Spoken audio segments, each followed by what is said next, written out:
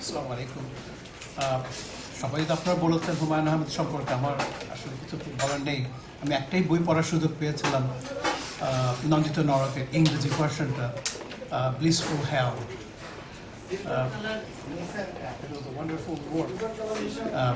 তারপর আসলে আমার আর পড়ার সুযোগ হয়নি আর কি। তো আমি আর বক্তব্য ছোট করছি, আপনারা তার জন্য দোয়া করবেন। কথা হাফেজ। ডক্টর রবি, শুভেচ্ছা। আসসালামু আলাইকুম সবাইকে, ধন্যবাদ খুদা ভাই। তো আমি আজকে কিছু বলবো না, তবে অনেক কিছু শুনলাম আমাদের মাননীয় কনসাল জেনারেল মুখ থেকে। তবে আমরা ওনার পরিবারের উপর এবং ওনার যেন বেহেশতে নসিব হয়, জান্নাতুল ফেরদৌস পান, সেই সম্পর্কে আমরা সবাই দোয়া করব।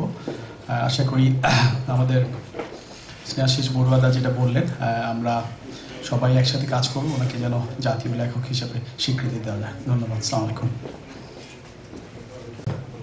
আসসালামু আলাইকুম, শুভ সন্ধ্যা। জিতু ভাইয়ের এই প্রামাণ্যচিত্রটা দেখে খুবই মনে হলো বাংলাদেশে ফিরে গেলাম এবং অনেক কিছু মনে পড়ে গেল। তো আমাদের সবাইকে এরকম একদিন চলে যেতে হবে। আমি প্রথমেই হুমায়ুন আহমেদ স্যারের জন্য আত্মার মাগফিরাত কামনা করছি এবং সবাইকে বলবো ওনাকে যাতে বেহেশত নসিব করেন আল্লাহ, সেই জন্য আপনারাই করুন। আর আমার মনে হয় যে ওনার মতো এত সহজ ভাষায় এত সুন্দর উপন্যাস বা যে কোনো ড্রামা লেখা আমার মনে হয় না আমি কোনো দিন বাংলাদেশে পড়েছি বা দেখেছি। উনি অনেক রোম্যান্টিক অনেক কিছু উপন্যাস লিখেছেন। আমি পার্সোনালি লাইক করি যেরকম শরৎচন্দ্রের, অনেকে বলেন উনি শরৎচন্দ্রকেও ছাড়িয়ে গেছেন। তো আমার মনে হয় যে আমাদের ওনার এই লেখাগুলো বা ওনার এই স্টাইলটা বাঁচিয়ে রাখার জন্য ওনাকে একটা কোনো বিশেষ আসনে আমাদের বসানো উচিত। তো আমি মনে করি যে আমাদের এই উনি যে এই সমস্ত জিনিস করে গেছে, আজকে উইকিপিডিয়াতে আমি দেখছিলাম যে ওনার এত অ্যাওয়ার্ড উনি পেয়েছেন, কিন্তু এইগুলো আমাদের যাতে নেক্সট জেনারেশন জানতে পারে যে বাংলাদেশে এরকম একটা লেখক বা ফ্রি স্টাইল রাইটার, ওনার লেখার মধ্যে অনেক কিছু ছিল যেটা সুপার ন্যাচারাল, অনেক কিছু উনি ওর মধ্যে লিখতেন যেটা আমার খুব ভালো লাগতো। উনি রোমান্টিক জিনিস লিখতেন, উনি নাটকগুলোর মধ্যে অনেক কৌতুক রাখতেন, যেটা অনেক ফানি অনেক নাটক হতো, বা অনেক লেখার ভিতরে উনি ওনার ইমাজিনেশনটা ইউজ করে উনি ইমাজিনারি অনেক জিনিস ইউজ করতো। তো ওইগুলো সাধারণ মানুষের জন্য অনেক ভালো লাগতো পড়তে, যেটা হয়তো এটার জন্য হয়তো উনি আরও বেশি জনপ্রিয়তা পেয়েছেন। উনি এত জনপ্রিয়, এত কুইকলি হয়েছেন যে এটা আমাদের খুবই সৌভাগ্যর বিষয়। তা আমি আজকে উনি চলে গেছেন, হয়তো 100 বছর 1000 বছর পরেও ওনার এই লেখা থেকে যাবে, ওনার এই নাটক সাহিত্য সবই থেকে যাবে। তো রবীন্দ্রনাথ যেরকম লিখে গেছেন, আজি হতে 100 বর্ষ পরে কে তুমি পড়িছ বসি আমার কবিতাখানি, কৌতূহল ভরে আজি হতে 100 বর্ষ পরে, আজি নববসন্তের প্রভাতে আনন্দের লেশমাত্র ভাগ, আজিকার কোনো ফুল বিহঙ্গের কোনো গান, আজিকার কোনো রক্তরাগ। তো ওনার এইগুলো হয়তো 100 বছর অথবা 1000 ইয়ার পরেও থাকবে। তা আমি আশা করি ওনার ফ্যামিলিকে আল্লাহ ধৈর্য দিক এই লস সহ্য করার জন্য, এবং আপনারা সবাই, আমরা সবাই ওনার আত্মার মাগফিরাত কামনা করব। আর আজকে বাদামকে ধন্যবাদ দিচ্ছি এই অনুষ্ঠানটা আয়োজন করার জন্য। আমাদের অনারেবল কনসাল জেনারেলকে জানাচ্ছি আমার সালাম। ধন্যবাদ।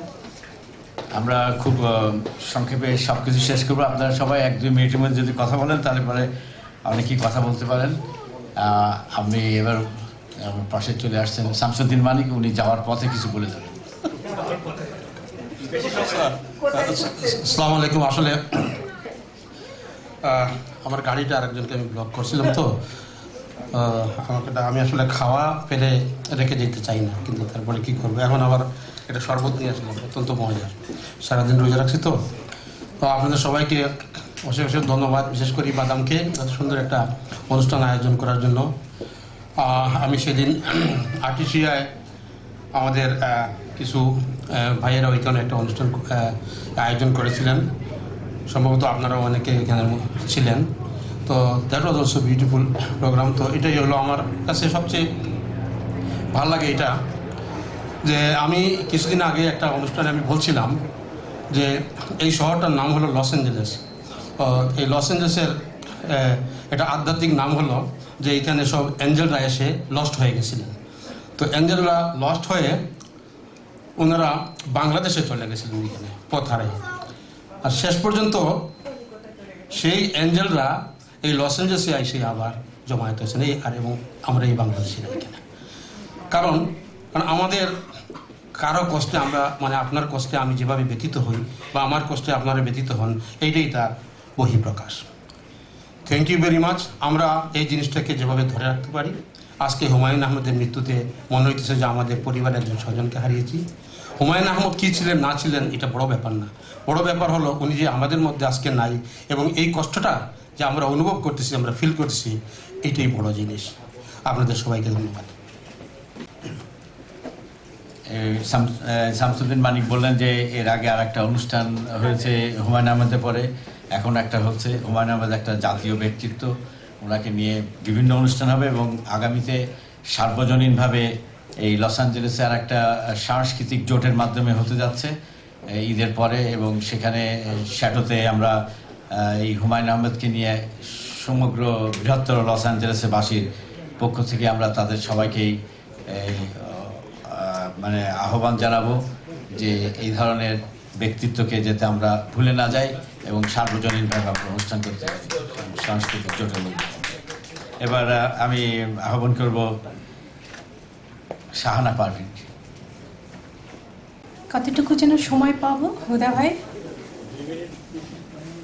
Humayun Ahmed, only 2 minutes, very hard. সবাইকে আসসালামু আলাইকুম। আসলে সবাই এত জ্ঞানী, এত সুন্দর কথা বলেছেন, আমার তো অত জ্ঞান নেই। তারপরেও যে জিনিসটা বারবার তোলা দিচ্ছে সেটা হচ্ছে যে হ্যাঁ, হুমায়ুন আহমেদের বোধহয়, অথবা আমি ভুল হতে পারি, 360টা বই অথবা তার চেয়ে বেশি হতে পারে, আমার ঠিক জানা নেই, 322টা। Thank you very much.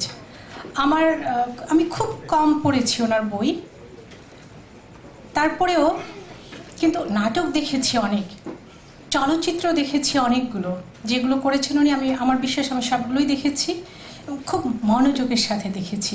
Because উনি প্রত্যেকটা চলচ্চিত্রে আপনাদের মতো আমারও মন কেড়েছিলেন এবং একবার না শতবার দেখতে ইচ্ছে করে। কি সূক্ষ্ম, কি নিপুণ তৈরি তার। যেমন দুই দুয়ারি বইটা পড়ার পরে একদম সাথে সাথে আমি বলেছি, ধুত্তারি কি বললেন, ম্যাজিক দেখালেন, বুঝতেই পারলাম না।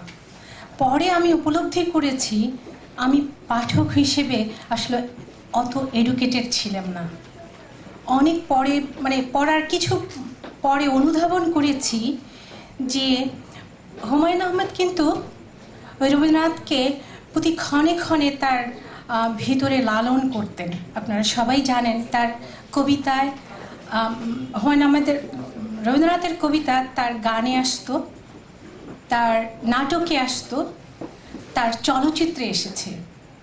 তো দুই দৌড়ি পড়ার পরে যখন অনুভব করলাম কি জানি বোঝাতে চাইলো, সেই 20 বছর আগের ছোট্ট একটা মেয়ে, 7-8 বছরের মেয়ে, আবার 20 বছর পরে আমেরিকায় এসে এক ইউনিভার্সিটিতে আবার নীল নয়নের সেই যুবককে আবিষ্কার করলো ভালোবাসার মানুষ হিসেবে। এটা কি করে হয়?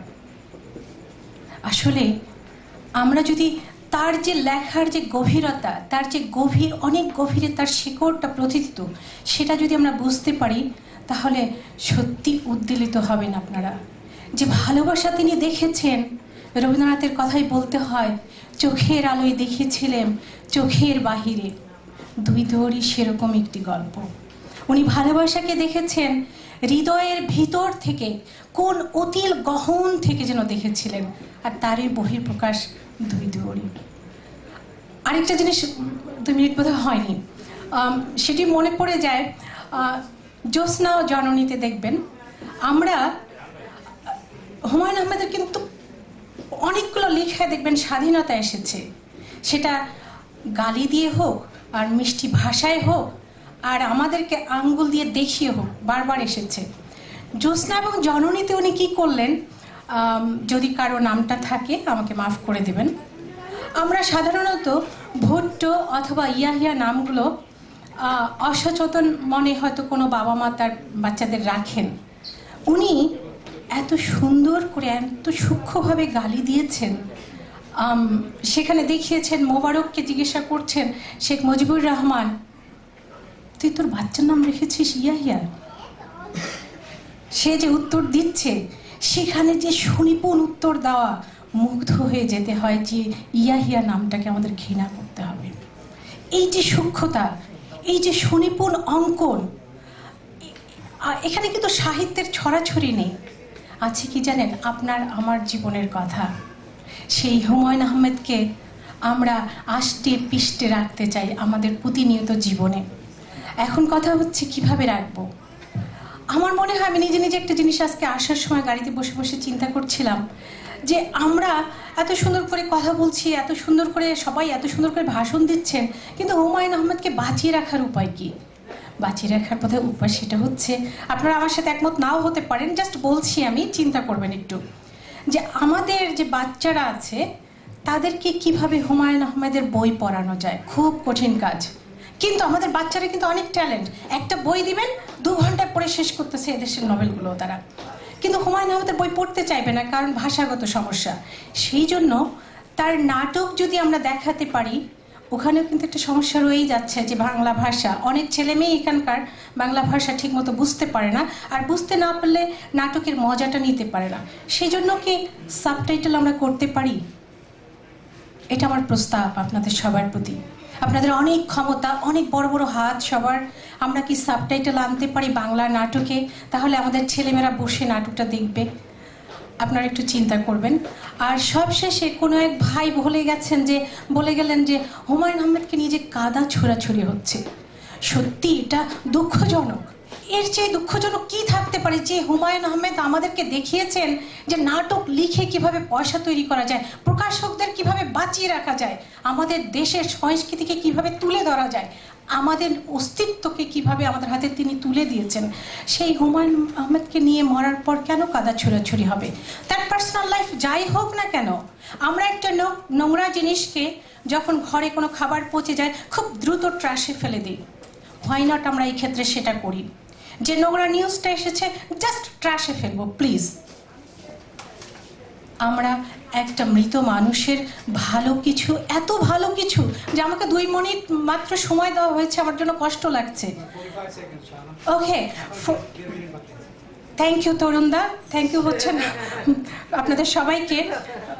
তারপরেও বোধহয় নেওয়া ঠিক হবে না, কারণ আমার চেয়ে অনেক গুণী মানুষ আছেন যারা কথা বলবেন।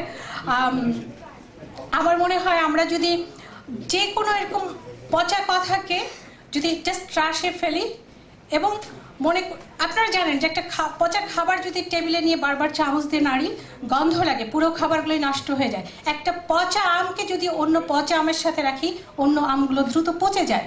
সো আমাদের উচিত হবে আজকের এই আয়োজন থেকে যে আমরা হুমায়ুন আহমেদের সম্পর্কে যে কোনো পচা কথাকে সাথে সাথে ট্রাশে ফেলবো। এটা আমাদের নৈতিক দায়িত্ব। একজন মৃত মানুষের এর চাইতে আমরা যদি তাকে ভালোবাসি, তো এটাই আমাদের দায়িত্ব নয়? আমার মনে হয় আমার কথাগুলো একটু আপনারা বোঝার চেষ্টা করবেন। সবাই বুঝেছেন আমি খুবই ছোট মানুষ, ছোট কথা বলি। আর হচ্ছে যে আয়োজক যারা আজকের অনুষ্ঠানটি আয়োজন করেছেন, তাদের প্রত্যেককে আমি অসংখ্য অসংখ্য ধন্যবাদ জানাই, এবং আশা করব হুমায়ুন আহমেদকে নিয়ে আরও এরকম অনুষ্ঠান হবে, আমরা আমাদের প্রাণের কথা বলতে পারবো। ধন্যবাদ সবাইকে। শাহানা পারভীন 2 মিনিট কথা বলে গেলেন। আমাকে সরোজ ভাই বললেন যে তিনি কিছু বলবেন, তিনি কোনোদিন কোথাও কোনো কথা বলেননি, কিন্তু হঠাৎ হুমায়ুন আহমেদের সম্পর্কে উনি কিছু বলতে চান। সরোজ ভাই। আসসালামু আলাইকুম। ধন্যবাদ বাদামকে অনুষ্ঠান আয়োজন করার জন্য। প্রথমে আমি হুমায়ুন আহমেদের আত্মার মাগফিরাত কামনা করে বলছি যে হুমায়ুন আহমেদের চলে যাওয়া এবং উনি আমাদেরকে সারা বিশ্বের বাংলা ভাষাভাষীকে এটা আমাদেরকে খুব অল্প সময়ের মাঝে এই শোকের সাগরে ভাসিয়ে চলে গেলেন। আমরা হুমায়ুন আহমেদের মতো একজন মহান লেখককে আমরা হারালাম। এবং আপনারা অনেকেই জানেন যে হুমায়ুন আহমেদ মৃত্যুর কিছুদিন আগে উনি একটা ক্যান্সার হসপিটাল করার জন্য একটা আশা পোষণ করেছিলেন।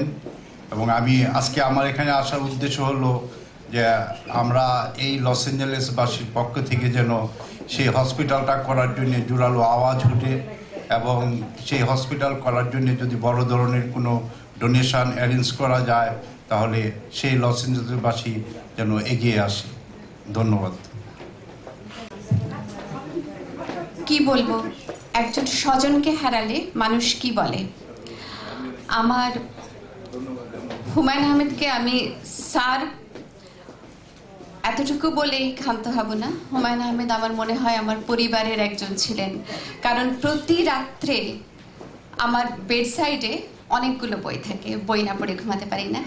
তো এখন যতগুলো বই পড়ি আমার সবচেয়ে শেষ বইটা হুমায়ুন আহমেদের হতে হবে, এবং এটা আমার একেবারে নেশার মতো। তো আমি মিস করছি মিসির আলীকে অলরেডি, কারণ নতুন কিছু আর শুনতে পাবো না। হিমুকে মিস করছি, হুমায়ুন আহমেদকে মিস করছি। আমার ভীষণ কষ্ট। আমার কষ্টের কারণ হচ্ছে যে হুমায়ুন আহমেদ পড়ে পড়েই তো আমরা বড় হয়েছি, তাই না? হুমায়ুন আহমেদ আমাদেরকে দেখিয়েছেন, শিখিয়েছেন ভালোবাসায় আরেকটু স্পাইস কি করে দিতে হয়। মিসির আলী আমাদেরকে শিখিয়েছে স্পিরিচুয়ালিটি কি করে করতে হয়, আর হিমু আমাদেরকে দেখিয়েছেন যে গেরুয়া পাঞ্জাবি পরে এবং ভবঘুরে হয়েও সোসাইটির কতটা কাজে আসেন তিনি। তো এই হুমায়ুন আহমেদকে, যাকে আমি কবে থেকে হুমায়ুন আহমেদ পড়ি সেটাও ভুলে গেছি, কিন্তু উনি আমার রন্ধ্রে রন্ধ্রে জড়িয়ে আছেন। সুতরাং হুমায়ুন আহমেদ সম্পর্কে আর বেশি কিছু বলবো না, শুধু এতটুকুই বলবো, কিছুদিন আগে আমার এখানে বোধহয় কবে মনে পড়ছে না, লস অ্যাঞ্জেলেসে একটি মিটিং হচ্ছিল এবং আমরা চিন্তা করছিলাম নাটক করব। তো হুমায়ুন আহমেদের নাটকের ব্যাপারে আমার সবচেয়ে বড় রায় ছিল যে হুমায়ুন আহমেদের নাটক যদি আমরা করতে পারি তাহলে সাংঘাতিক জনপ্রিয় হবে। তো আর অ্যামেচার হিসাবে আমি একটি নাম সিলেক্ট করেছিলাম। তো ওনার বইটার নাম হচ্ছে রূপা। আর কোইন্সিডেন্টালি হোয়াট হ্যাপেন্ড, যখন হুমায়ুন আহমেদ লস অ্যাঞ্জেলেসে আসলেন তখন ওই রূপা বইটিতেই আমি স্বাক্ষর করালাম তাকে দিয়ে। আমি রূপা থেকে দু একটি লাইন আপনাদেরকে পড়ে শোনাচ্ছি।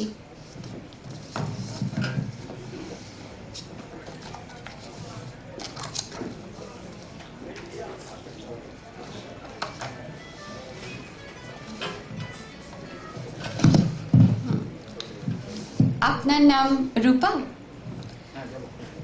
রূপা রূপা জবাব দিল না। একটু আগে সে একবার বলেছে তার নাম রূপা, দ্বিতীয়বার আবার নাম জানতে চাওয়া কেন? পড়তে গিয়ে খুব কষ্ট হচ্ছে, থাক আজকে আর পড়বো না। ভেবেছিলাম পড়বো, কিন্তু ভীষণ ইমোশনাল হয়ে গেছি আমি, দুঃখিত। আপনারা হুমায়ুন আহমেদের রুহের জন্য আমরা সবাই মিলে আরেকবার দোয়া করব যাওয়ার আগে আমার মনে হয়, কিন্তু আমি প্রতিদিন ওনার জন্য নামাজে বসে দোয়া করছি। ভালো থাকবেন। আসসালামু আলাইকুম। সহজ কথা যায় না বলা সহজে, কথাটা রবি ঠাকুরের।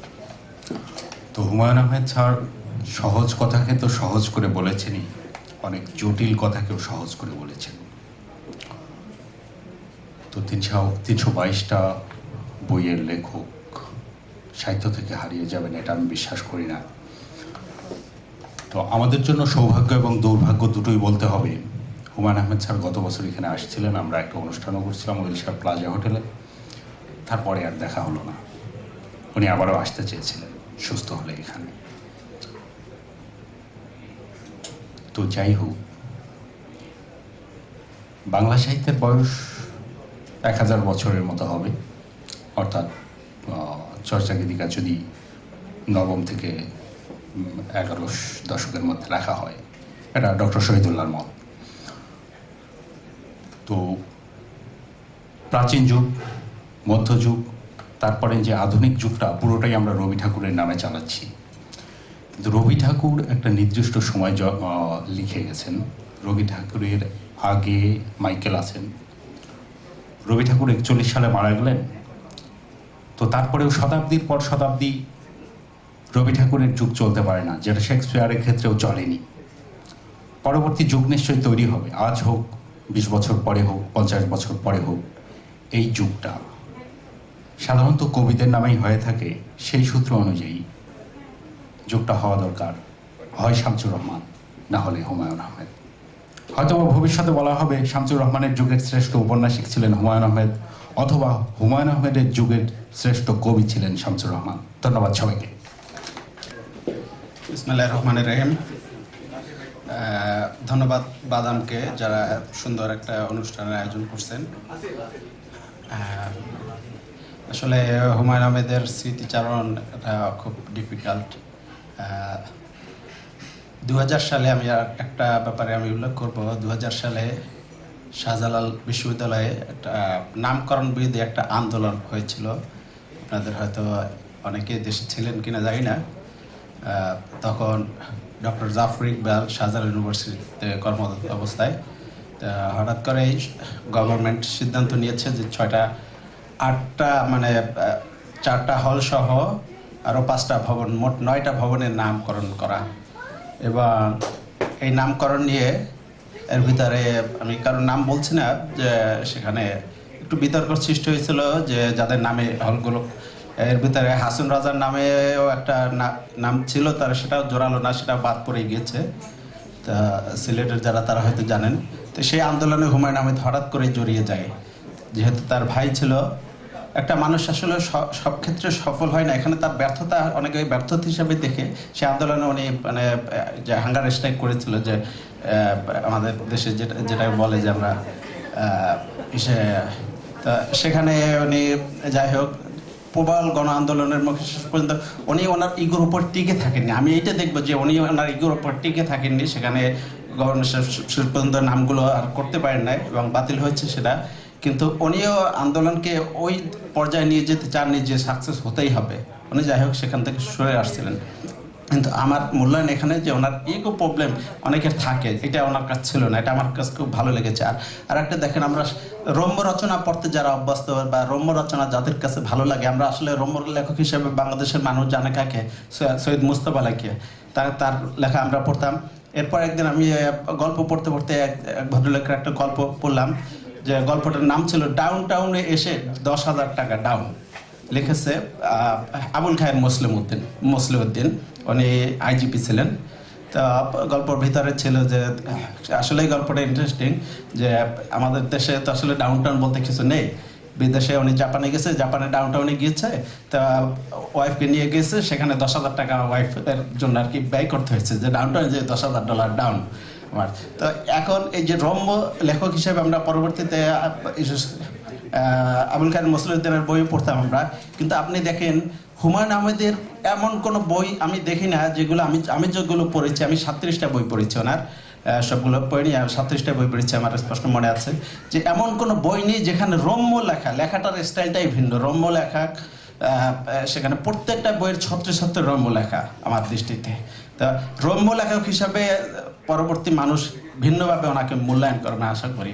এবং গ্রামের সংস্কৃতি এমনভাবে ফুটিয়ে তুলেছেন, যেমন দেখেন এই যে আমাদের কনসাল জেনারেল উদাহরণ টেনেছেন, যে একটা মানুষ ডাকাত ধরেছেন, চোর ধরেছেন, একটা নাটকে আমি দেখেছি ওনার, যে চোর ধরেছেন এবং চোরের চোখ উপড়ে ফেলবেন, চোখ উঠাবেন কি দিয়ে, সেজন্য স্পেশাল লোক আনা হয়েছে এবং সে খেজুর কাটা ব্যবহার করবে, খেজুর কাটা দিয়ে। এখন তার সেই ডাকাতের ছেলে আসলে বাচ্চার প্রতিক্রিয়াটা কি সেটা তুলে আনা হয়েছে। এখানে ডাকাত তো একটা ব্যাপার নাই, সেও একটা মানুষ, তারও একটা জীবন আছে, তার একটা শিশু আছে, বাচ্চাকে অন্যরকমের আদর করে, এইটা যে শিক্ষা দিয়েছেন এখানে।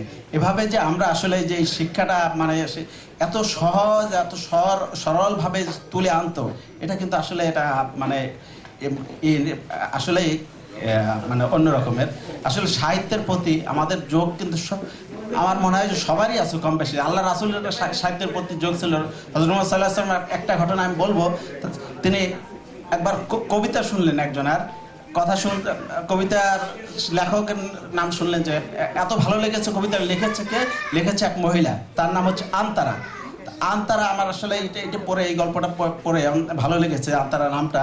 কিন্তু আমার দুর্ভাগ্য যে আসলে আমার কোনো মেয়ে নেই, আমি মেয়ে হলে আমার আন্তারা নাম রাখতাম আর কি। যাই হোক, তা এরপরে আন্তারার কথা উনি এক জায়গায় পাওয়া যায় যে উনি কাউকে কোনো মহিলাকে মানে তখন জানতেন না যে মহিলা, এই লেখককে যদি দেখতে পারতাম, এই কবিতাটা যে লিখেছে তাকে যদি দেখতে পারতাম, সে তার হৃদয় ব্যাকুল হয়ে গেছে। আসলে আমরা আসলে ছোটবেলা আল মাহমুদ পড়েছি, ছোটবেলা থেকে শামসুর রহমান পড়েছি, কিন্তু তখন ছোটবেলা আমাদের মন কাজ করতো যে কবি সাহিত্যিক মনে হয় এরা অনেক আগের, এরা জীবিত থাকে, এটা আমার ধারণাই ছিল না, মরে গেছে। পরবর্তীতে দেখি যে হ্যাঁ আল মাহমুদ আছে, শামসুর রহমান আছে, এরপরে যখন হুমায়ুন, আমাদের আসলে ধারণাই ছিল না যে এত উঁচু মানুষ কি করে জীবিত থাকে, মনে হয় অনেক অতীতে চলে যায়। তো এখন হুমায়ুন আহমেদ আসলে আমাদের কাছে এখন অতীত, কিন্তু হুমায়ুনকে আমাদের ভিন্নভাবে মূল্যায়ন করতে হবে। আমি তার পজিটিভ যেখানে আমি মনে করি, আমি নেগেটিভ একটা মানুষের থাকতে পারে যেটুকু, আমি সেটুকু বর্জন করবো। যে ভাবি বললেন যে আমরা ট্রাশ করবো, সেটা আমি পজিটিভ যেটুকু সেটুকু আমরা গ্রহণ করব। যেমন ওনার একটা বইতে শ্রাবণ মেঘের দিন, এই বইটার ভিতরে নারীর সম্পত্তি বন্টন আইনটাকে একটু অন্যরকমের উনি বিশ্লেষণ করেছে, সেখানে কোরআনের একটা ব্যাখ্যা ভিন্নভাবে। কিন্তু এইটা নিয়ে যখন হইচই হয়, তখন উনি একটা করেছিলেন, পত্রিকা ইন্টারভিউ দিয়েছিলেন যে আমি ইসলামের উপরে আস্থাশীল, আমি একাত্তরবাদে বিশ্বাসী, এক আল্লাহে বিশ্বাসী, আমি নাস্তিক নই। উনি কখনোই এটা নিজেকে কখনোই বলেননি। আমাদের দেশের লেখকরা অনেক সময় বলেন, অনেক দেখেন ওনার, যার জন্য মুক্তিযুদ্ধের পক্ষে না বিপক্ষে এটি নিয়ে, মুক্তিযুদ্ধের পক্ষের শক্তি যারা, তারাও ওনাকে কথায় করে খোটা দিতে, যে উনি মুক্তিযুদ্ধের ব্যাপারে হুমায়ুন আহমেদ উদাসীন। যেই লোকটা মুক্তিযুদ্ধের উপরে নাটক করেছে, ছবি করেছে, যেই লোকটা মুক্তিযুদ্ধের উপরে 5টা বই লিখেছে সরাসরি মুক্তিযুদ্ধকে নিয়ে, সেই লোকটাকে কথায় মুক্তিযুদ্ধের ব্যাপারে উদাসীন। কি জন্য জানেন? মুক্তিযুদ্ধ এবং ইসলামকে আমরা গুলিয়ে ফেলি, মানে একাকার করে, মানে ওটা কিছু সংখ্যক লেখক আছে যারা মুক্তিযুদ্ধকে এবং ইসলামকে পৃথক করে রাখতে চায়, যেটা উনি কখনো এটা চিন্তাও করেন নাই, উনি কখনো এটা দেখেননি, যার জন্য উনি কখনো কথায় কথায় ইসলামপন্থীদের খোঁচা দিতেন না। তখন এই আর্টিকেলটাকে সূত্র ধরে শাহজালাল ইউনিভার্সিটির ওই সময় আমি একটা আর্টিকেল লিখছিলাম শাহজালাল ইউনিভার্সিটির আন্দোলনকে কেন্দ্র করে। তো আমার আর্টিকেলটা ওই সময় ডানপন্থী শিক্ষকরা বামপন্থী শিক্ষকদের ভিতরে ইনকিলাব পত্রিকা আসছিল, ওইটা কিনে বিতরণ করেছিলেন। এবং যে আমি তার লেখার চুলচেরা যত একটা আর্টিকেলের ভিতরে যতটুকু সম্ভব যে বিশ্লেষণ করে আমি দেখাতে চাইছি, আসলে সব ক্ষেত্রে এটা ঠিক না যেটা উনি করতেছেন না। আর আন্দোলন যেটা ওনার একটা ব্যক্তি মত থাকতে পারে, তার ভাইকে উদ্ধার করার জন্য যেখানে গেছে, সেখানে ওনার একটা ভিন্ন আইডিয়া থাকতেই পারে, কিন্তু উনি কখনোই এটা আমি দেখব না যে ইসলামের যে পক্ষ বিপক্ষে। একজন লেখক তার স্বকীয়তা বজায় রেখেই লিখতেন, এবং উনি স্পষ্ট বলতেন যে আমি নিজের জন্য লেখি, আমি মানুষের জন্য। কত বড় হলে দুঃসাহসী হলে এটা বলতে পারে একজন লেখক, তার বই ছেলের কথা উনি চিন্তা করেন না কখনো যে আমি আমার জন্য লিখি, আমি দর্শকদের জন্য লিখি না। কিন্তু উনি নিজের জন্য লিখছেন, কিন্তু ওটার থেকে ক্ষুধা পেতাম কারা? আমাদের আত্মার ক্ষুধা মিটত। থ্যাংক ইউ সবাইকে, থ্যাংক ইউ বাদাম। এবার 2 মিনিট থেকে 1 মিনিটে চলে আসছে, এবার 1 মিনিট করে কথা বলবেন, সেটা হচ্ছে কাজী হাসিব। আসসালামু আলাইকুম সুধী দর্শক মণ্ডলী, আমার কাছে মাঝে মাঝে মনে হয় আমি একজন মৃত সৈনিক, মানে নাটকের মৃত সৈনিকের ভূমিকাটা যা আমার মানে নিজেকে ওর মাঝে মাঝে মনে হয়। আজকের অনুষ্ঠানে আমার কোনো ভূমিকা নেই, স্পেশালি একটা জিনিস আমি বলতে পারি। তো কিছু কিছু হুমায়ুন আহমেদের ব্যক্তিগতভাবে যতটুকু আমি জানি, আমি শুধু ওনাকে জীবনে একবার দেখেছিলাম। তো জিতু ভাই আমাকে নিয়ে এসেছিলেন গতবার, যখন নিয়ে আসলেন 2010-এ আপনার উইলশায়ার প্লাজা হোটেলে, আর আমি ছবি উঠিয়েছিলাম ওনার। তো কিছু কিছু কথা মনে পড়ে, উনি ওনার বক্তব্যে বলেছিলেন যে কাপড়টা উনি পরে এসেছিলেন সেটা বঙ্গবাজারে 300 টাকা দিয়ে কেনা। তো একটা সাধারণ মানুষ, মানে সাধারণ মানুষ যখন এত অসাধারণ চরিত্র হয়ে যায়, এই জিনিসটি আমার খুব ভালো লাগে। আমি বের হয়েছি বাংলাদেশ থেকে 1986-এ, এলেতে আসি। হুমায়ুন আহমেদ রিলেটেড কিছুই আমার স্মৃতি মনে নাই, তবে শুধু একটু কিছু মনে আছে, সেটা নন্দিত নরকের নাটকটা আমি দেখেছিলাম। আর এছাড়া ব্যক্তিগতভাবে আমি অনেক নাটক তার দেখি, আমার কাছে ভালো লেগেছে। হিমুর যে হলুদ যে তার প্রিয় ছিল, এটা আমার জানা আছে। তো আনফর্চুনেটলি আমি আর হুদা ভাই হলুদপুরে এসেছি, পাঞ্জাবি গায়ে হিমুর, তো রংটা বোধ হয় হিমুর আর কি। তবে আরেকটা জিনিস উনি খুব সাহসী ছিলেন, এই কথাটা বলা যায়। আমি ইউটিউবে মাঝে মাঝে যাই, তো 23 মিনিটের তার একটা সাক্ষাৎকার ছিল, যেটা বেলভিউ হসপিটালে এক ভদ্রলোক নিয়েছিলেন লোকাল টেলিভিশন থেকে। তো সেখানে আমার মনে আছে যে উনি খুব সাহস করে বলছিলেন, হ্যাঁ মানুষ তো মারাই যায়, তো আমার ক্যান্সার হয়েছে, তো কী আছে, আমি তো মারাই যাব। তো 60, তার বাবা বেঁচে ছিলেন 60 বছর, তো উনি বোধহয় 64। তো বলে আমি যদি মারা যাই তাহলে আমি তো আমার বাবার চেয়ে 4 বছর বেশি পেলাম। তো খুব সাহস করে এই ধরনের কথা বলা, এটা মানে বোঝাই যায় একটা সাধারণ মানুষ কত অসাধারণ হতে পারে, এই আর কি। আর আরেকটা স্মৃতি মনে আছে আমার, আমি যখন 1990-তে প্রথম ঢাকাতে গেলাম, তো আমার আম্মা ছিলেন বাংলায় মাস্টার্স, উনি টিচার ছিলেন, সারা জীবন লিখতেন। আজকে বলি, আমার বলতে অসুবিধা নেই, আমার মা যেহেতু প্রয়াত, উনি মারা গেছেন 1996-এ এলেতে আসছিলেন একবার 3 উইকের জন্য। তো উনি অনার্স করে মাস্টার ঢাকা ইউনিভার্সিটি থেকে, বাংলা সাহিত্যের প্রতি খুবই ঝোঁক ছিল। আমার সাথে লাইব্রেরি ছিল, তো বাংলাতে সবাই ভালো ছিল, আমি বোধহয় সবচেয়ে বেশি কাছে ছিলাম বাংলায়, তো আমার ফ্যামিলি প্রত্যেকেই বাংলায় ভালো। তো যাই হোক, বহুব্রী নাটকটা আম্মা সবসময় দেখতেন, 4টা টেপের মধ্যে ছিল। তো ঢাকাতে আমি যখন গেলাম তখন আমার শুধু ওই নাটকটাই শুধু আমি দেখতাম, এত ভালো লেগেছে। তারপরে এখন ইউটিউবে আপনারা যদি যান তখন সব নাটকগুলোই পাবেন। বহুব্রী নাটকটা মানে এত ভালো লেগেছে, স্পেশালি ওই যে চাকরের ক্যারেক্টার বোধ হয়, যে আমার এই মুহূর্তে মনে নেই তার নামটা কি ছিল, সৈয়দ আলী বোধ হয়, সামথিং লাইক দ্যাট। বাট মানে তাকে ওই পা টিপার ব্যাপারটা বলেছে যে এটা আমি সৈয়দ বংশের লোক, আমাকে দিয়ে পা টিপে, এটা কেমন হয়ে যাচ্ছে, আমি তো সৈয়দ বংশের লোক। চাকরের ওই জিনিসটাও মনে আছে, এই ছোটো ছোটো ক্যারেক্টারের মধ্যে এত সুন্দর জিনিসগুলো বের করা, মানে রিয়েলি সারপ্রাইজ। তো এনিওয়ে, এখন আর কি বলবো, বলার কিছু নাই। তো সবাই তার জন্য দোয়া করতে পারি, আমার বক্তব্য শেষ করতে। তবে একটা জিনিস আমি করতে পারি, যেহেতু আমি গান করি, যদি আপনাদের না এখন গানের পছন্দ আসবে না, আমি সোয়াচান পাখি আমি জানি না, অনেস্টলি জানি। তবে হ্যাঁ, একটা জিনিস, যদি আপনারা গান সুর করাতে চান আমি সুর করি।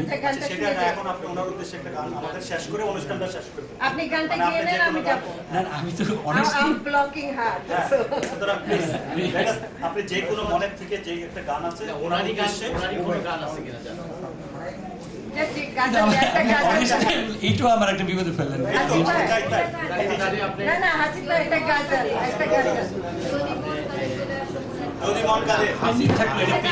হাসিফ ভাই যেটা করবে সেটা আমি বলি, যে আমি যেটা কথা বলেছি যে সম্মিলিত সাংস্কৃতিক জোটের লস অ্যাঞ্জেলেসের মাধ্যমে আমরা একটা বৃহৎ আকারে শ্যাটোতে আমরা একটা অনুষ্ঠান করবো ঈদের পরে। সেখানে হাসিফ ভাই প্র্যাকটিস করবেন, ওনার যে সমস্ত গান আছে তার গানগুলো।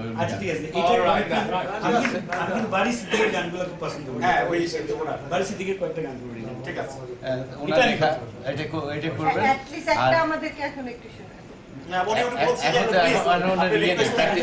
একটা বলেন তাহলে কোন গান? আচ্ছা ঠিক আছে, আমি বলি। আমি একজনের কথা একটু মনে করেন, উনি এলের ভদ্রলোক ছিলেন, এমাদ ভাই। আপনারা সবাইকে জানেন তাই না? এমাদ ভাইয়ের গান আমি একটা টিউন করেছিলাম, সেই গানটার হয়তো 2 লাইন কিংবা 4 লাইন করার চেষ্টা করি। কি বিপদে ফেললেন? হ্যাঁ না, গায়কদের বিপদ মানে কি, আমি তো হারমোনিয়ামের শিল্পী, আসলে এর জন্যই তো অনেক আমার মার্কেটটা অনেক ডাউন হয়ে যায়। কথা দেখেন, শিল্পী এরপরে কিন্তু উনি গান গাবে। ও গো গোধূলি বেলার সাঁঝ, তুমি যেও না কো আজ, ও গো গোধূলি বেলার সাঁঝ, তুমি যেও না কো আজ, তুমি গেলে আসে নিঝুমতা, বলবে না কথা বনলতা, ও গো গধূলি বেলার সাঁঝ, তুমি যেও না কো আজ। তারপর অন্তরটা গেছিলে এই মুহূর্তে মনে এসছে। তোমার আবির রাঙা গায়ে দেব মাধবীলতায় জড়ায়ে,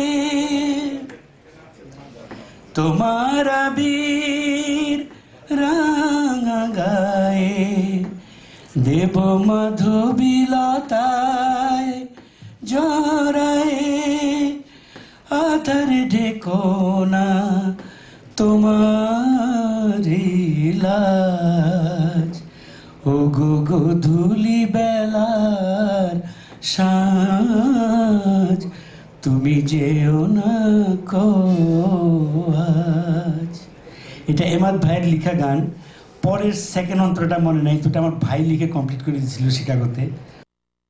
একসময় টিভিতে গাইতাম, তো ওইটা আমার বাসায় লেখা আছে। এখন সবশেষে এই হুমায়ুন আহমেদের স্মৃতির প্রতি একটা কবিতা লিখেছে আমাদের জাহাঙ্গীর, এখন সেটা পড়ে শোনাবে। শেষ, তারপরে আসসালামু আলাইকুম। ধন্যবাদ বাদামের কর্তৃপক্ষ এবং সবাইকে। আমি আসলে একটা কবিতা লিখছি, অবশ্যই আমার পক্ষ থেকে আমি যতটুকু শ্রদ্ধা জানাতে পারি মহান সাহিত্যিক এবং প্রিয় মানুষকে।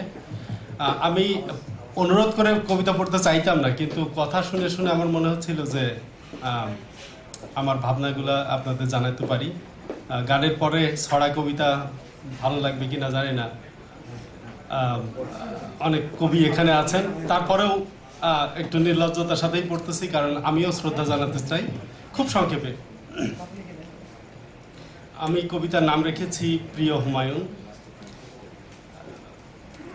ছড়া কবিতায় লেখা। তো বাংলার আকাশে ধ্রুবতারা তুমি, তুমি স্বপ্নের জাদুকর, স্বপ্ন দেখিলে স্বপ্ন দেখালে, খুলে দিলে স্বপ্নদ্বার, হাসতে হাসতে হাসালে তুমি, কাঁদতে কাঁদতে কাঁদালে, কান্না হাসির দোলায় দুলিয়ে বাংলা বাঙালিকে ভাসালে, মুখের কথাটি সহজিয়া করে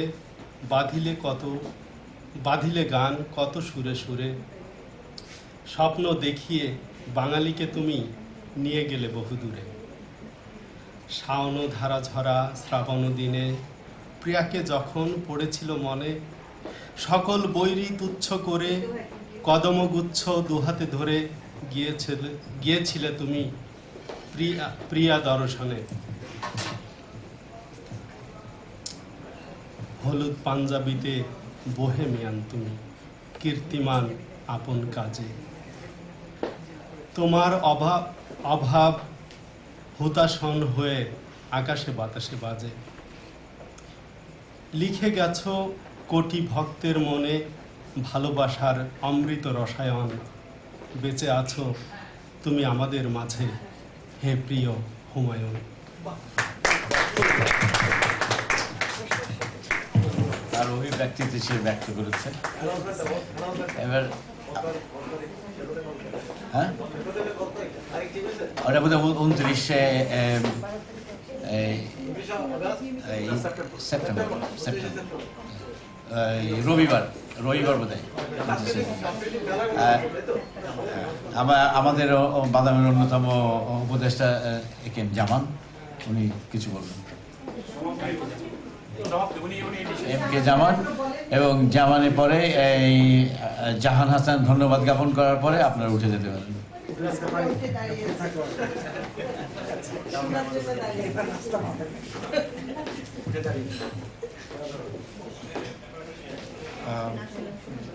আমরা চেষ্টা করেছিলাম একটা সুন্দরভাবে এই অনুষ্ঠানটা আয়োজন করার জন্য হুমায়ুন আহমেদ স্মরণে।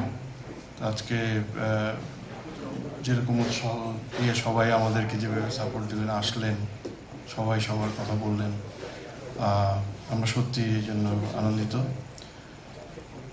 বাদাম এর মধ্যে আরও পরপর দুটো অনুষ্ঠান নিয়ে আপনাদের সামনে হাজির হবে। আমরা আগামী 1 সেপ্টেম্বরে আমরা আমাদের কমেডির গর্ব জনাব ডক্টর নাসির আহমেদ অপুকে সম্মান দিয়ে একটা সুন্দর ব্যান্ড শো করার চেষ্টা করছি। সাথে আমাদেরকে সহযোগিতা করবে ফিডব্যাক ব্যান্ড, ফিডব্যাক ইউএসএ। আর সেই সাথে আমরা আমাদের কমেডির ওয়ান অফ দ্য পায়োনিয়ার জনাব তৈয়ব আলী সাহেবকেও সম্মানিত করব। আর এটি তারপরে 26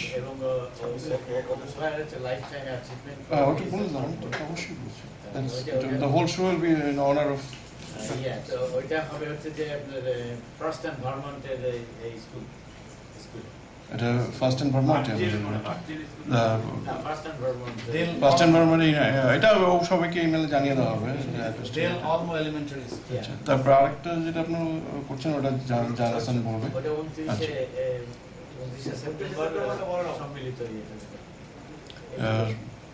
সবাইকে আবার ধন্যবাদ আমাদের আসার জন্য। জানাসান কিছু বলবেন? Thank you. আপনি এই যে বলেন যে অপুবাইয়ের যেরকম দেওয়া হচ্ছে লোক শিল্পীদের দিয়ে কেন দেওয়া হচ্ছে বাদাম থেকে? Thank you for coming. বাদামের পক্ষ থেকে সবাইকে ধন্যবাদ জানাচ্ছি। আমরা যে একটা ধারা তৈরি করতে যাচ্ছি লস অ্যাঞ্জেলেসে, সেইখানে যে আমরা এই যে বন্ধুদের মতো আমরা এখানে আসছি, সেটা থেকে আমাদের মনে হয়েছে যে আমরা আসলে বৃহত্তরভাবে লস অ্যাঞ্জেলেসে আমরা একটা ওনাকে আমরা স্মৃতিচারণ করতে পারি। তো সেইখান থেকে সেই আইডিয়াটা আসলো যে আমরা সমস্ত ক্যালিফোর্নিয়া ব্যাপী একটা শ্যাডো প্লেসে, যেটা আমাদের নিজস্ব প্লেস, সেখানে যদি আমরা সর্ব ধরনের সাংস্কৃতিক বা সামাজিক সংগঠনকে আমরা রাখতে পারি, তাহলে ওরা সবাই মিলে যেটা পার্টিসিপেট করতে পারবে। সেটা আমাদের 26 তারিখ না 29 তারিখ একটা ডেট আমাদের তৈরি হয়েছে, যা আমরা খুব কুইকলি জানাচ্ছি। আর বাদামকে সহযোগিতা করার জন্য ধন্যবাদ।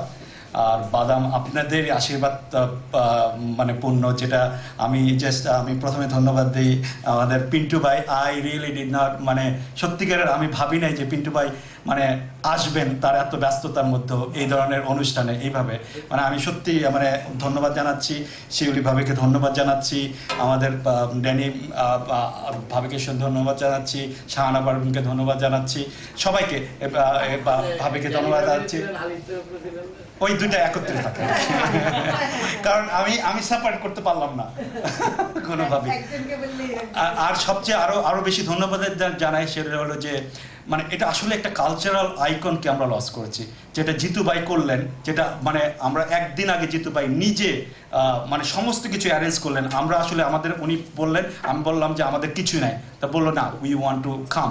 মানে এই জন্য জিতু ভাইয়ের জন্য সবচেয়ে বড় একটা হাততালি, যে এত দূরের থেকে উনি এসে আমাদেরকে এত, আমি জিতু বাড়িয়ে দেখে কারো চোখের মধ্যে পানি দেখলাম। And the background music was so wonderful, it speaks everything. So I am one for মানে ইটস ভেরি গুড জব, এবং থ্যাংক ইউ ফর কামিং। আর সবচেয়ে আরেকটা বেশি ধন্যবাদ জানাই যে আমাদের প্রথম থেকে শেষ পর্যন্ত স্নেহাশিস বড়ুয়া, প্রিয় বড়ুয়া, মানে যে মানে আমি সেটা আশাও করতে পারি না, সে ইউজুয়ালি যায় না অনেক জায়গায়, এখন মানে সে প্রথম থেকে আমাদের আগে এসে he was ready like that. So আমরা আসলে মনে করি বাদাম এইটাই আড্ডা, এইরকম আমরা ছোট ছোট আড্ডা করব, আমরা সবাই মিলে আমাদের নিয়ে এক্সচেঞ্জ করবো, এবং সেটাকে আমরা বড় করে তুলে ধরবো জনগণের মাঝে, সবার আইডিয়া নিয়ে। এইটাই আমার মনে হয় বাদামের একটা হওয়া উচিত। আমরা এটা কোথাও এখানে মানে একটা নিজস্ব বড় সংগঠন হতে চাই না, আমরা ছোটখাটো বন্ধু বান্ধবের মতো একটা সংগঠন হতে চাই, যেটা সম্মান জানাবো। আর একটা জিনিস আমরা দেখছি, যেমন এই যে হাসিফ ভাই যে এত ভালো গান গায়, ইউ গাইজ ডোন্ট নো।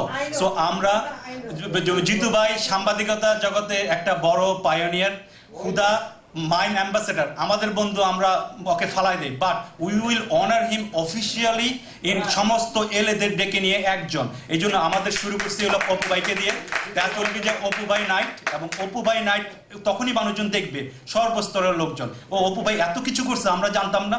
তো উনিও he will feel good about that, okay I leave the community, this is important for me. আমরা আসলে বাংলাদেশে কি হচ্ছে আমরা এটা কিন্তু আসলে দ্যাটস নট রিয়েলি, মানে আমি বলি আমরা কি করি, বাংলাদেশের মানুষজন কিন্তু দেখে না বা কিছু জানে না, পত্রিকায় হয়তো যায়, টিভিতে 1 মিনিট চলে যায়, বাট কিন্তু আমরা এই 100 জন কিন্তু চেরিশ করি জিনিসটা। সুতরাং আমরা এই 100 জনের মন যদি আমরা ভরে দিতে পারি, এটাই বাদামের সার্থকতা। Thank you for coming and আবারও দেখা হচ্ছে 1 তারিখে।